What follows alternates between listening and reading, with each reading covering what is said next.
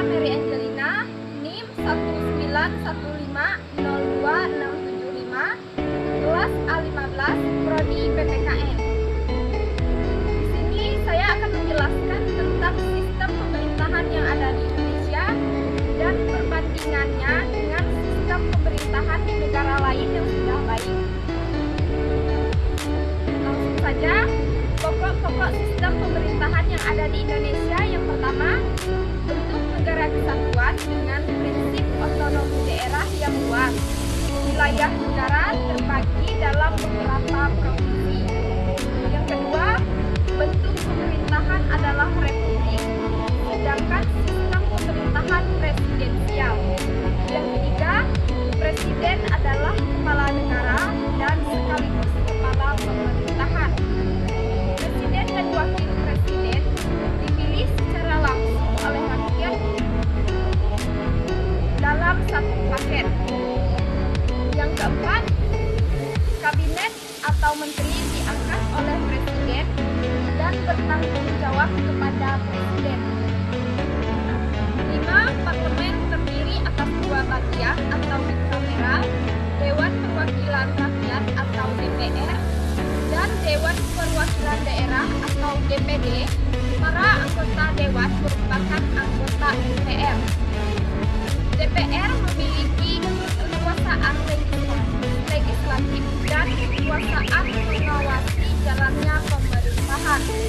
Yang keenam, kekuasaan yudikatif dijalankan oleh Mahkamah Agung dan badan peradilan di bawahnya. Selanjutnya saya akan menjelaskan tentang sistem pemerintahan Indonesia dari masa ke masa. Secara garis besar, sejarah Indonesia terbagi atas tiga, yaitu masa Orde Lama, masa Orde Baru, dan masa Reformasi.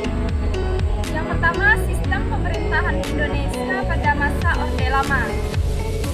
Masa pemerintahan Orde Lama berjalan dari tahun 1945 hingga tahun 1968 di bawah kepemimpinan Presiden Soekarno. Penyebutan masa Orde Lama merupakan istilah yang diciptakan pada masa Orde Baru. Sebenarnya Soekarno tidak begitu menyukai istilah Orde Lama. Dia lebih suka menyebut masa kepemimpinannya dengan istilah Orde Revolusi. Pada tanggal 18 Agustus 1945, Indonesia mengesahkan Undang-Undang Dasar 1945 sebagai dasar negara.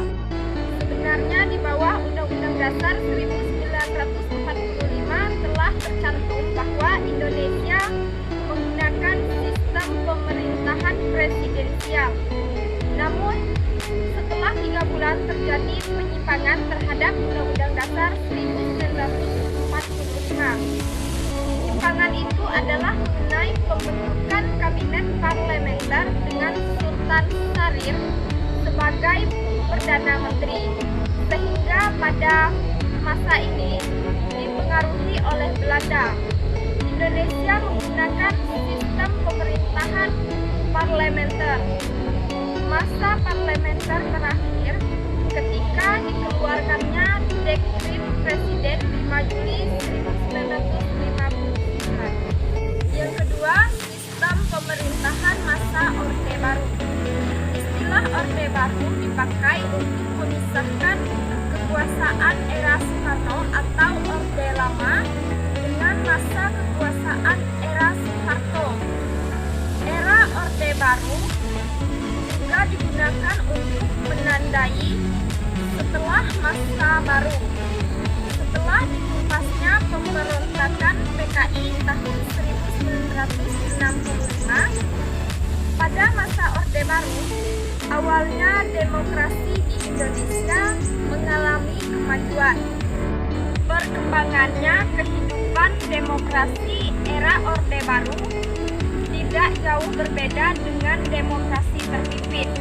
Sistem pemerintahan presidensial juga terlihat ditonjolkan. Kemudian Soeharto menetapkan demokrasi Pancasila sebagai sistem pemerintahan Indonesia.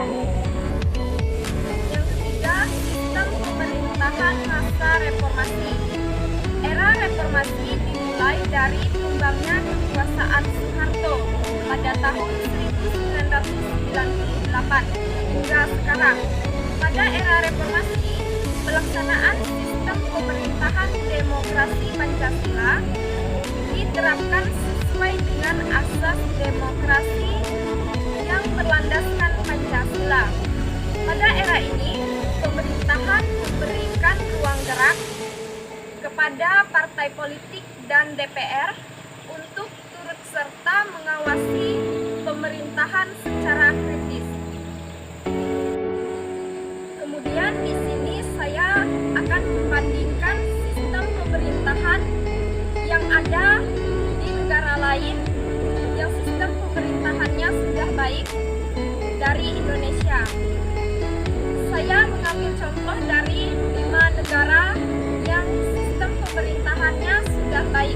Yang pertama, Denmark. Poin penting yang membuat Denmark jadi salah satu negara dengan pemerintahan terbaik adalah keberhasilannya memenuhi kebutuhan kesehatan, nutrisi, pendidikan dasar, dan juga komunikasi warganya. Tidak hanya untuk penduduknya saja, semua orang yang tinggal di Denmark akan mendapat fasilitas itu. Uniknya, orang Denmark juga memiliki kepercayaan yang tinggi antar warganya. Misalnya, jika izin sakit dan tidak bisa masuk kantor, tidak perlu memakai surat dokter, cukup dengan pergi ke atasan dan mereka sudah pasti bisa diberi izin. Yang kedua, Selandia Baru. Negara ini memberikan perlakuan khusus bagi para lanjut usia atau lansia ketika warganya masuk usia 65 tahun. Pemerintah akan memberi tunjangan dengan nilai yang besar tanpa peduli latar belakangnya. Tidak hanya itu, Selandia Baru adalah negara pertama yang memberikan hak pilih kepada perempuan di tahun 1893. Yang ketiga, Kanada. Negara ini paling stabil soal urusan politik. Bahkan paling jarang ada terorisme atau kekerasan. Ini dikarenakan penduduk Kanada cenderung bisa menerima perbedaan. Persoalan yang sering terjadi perdebatan seperti hak pilih wanita serta LGBT sudah bukan jadi hal besar. Selain itu, soal nutrisi, kesehatan, pendidikan dasar, dan hak asasi manusia juga terpenuhi dengan baik. 4. Negara Jepang. Negara Jepang memang terkenal sebagai negara maju yang teratur, sehingga tak heran menjadi salah satu negara dengan pemerintahan terbaik. Kebutuhan dasar termasuk sanitasi semua terpenuhi dengan layak. Meski asuransi kesehatan termasuk mahal dan berdasarkan pendapatan, tapi penduduknya bisa ke dokter kapan saja tanpa takut biaya. Setelah itu, kekuatan utamanya terletak pada sistem pendidikannya yang baik. 5. Negara Botswana. Prinsip negara Botswana tentang menyelesaikan pertikaian dengan solusi bukan berperang membuatnya jadi negara di Afrika yang pemerintahannya paling baik. Pencegahan korupsinya termasuk yang paling baik karena mereka memiliki badan sendiri yang mengurusi itu. Mirip KPK di Indonesia. Hebatnya pendapatan dari pertambangan berlian didistribusikan secara adil ke seluruh negara. Jadi semua orang bisa menikmati hasil kekayaan alamnya. Warganya juga menyelesaikan masalah. Baik, itu saja penjelasan tentang sistem pemerintahan di Indonesia dan perbandingan sistem pemerintahan di negara lain yang sistem pemerintahannya sudah baik. Jadi di sini saya akan memberikan suatu kesimpulan tentang sistem pemerintahan Indonesia dan perbandingan sistem pemerintahan yang ada di negara lain yang sistem pemerintahannya sudah baik dari Indonesia. Baik, kesimpulannya, pemerintahan di Indonesia belum begitu mencapai atau belum bisa dikatakan sebagai sistem pemerintahan yang sudah baik, karena Indonesia masih sangat kekurangan atau sangat minimnya. Yang pertama tentang pendidikan, yang kedua kurangnya jaminan kesehatan bagi masyarakat Indonesia, bahkan yang ketiga tidak adanya bantuan kepada lansia. Sekian penjelasan saya tentang sistem pemerintahan yang ada di Indonesia dan perbandingannya dengan sistem pemerintahan yang ada di negara lain yang sudah baik. Akhir kata saya ucapkan terima kasih. Salam Pancasila.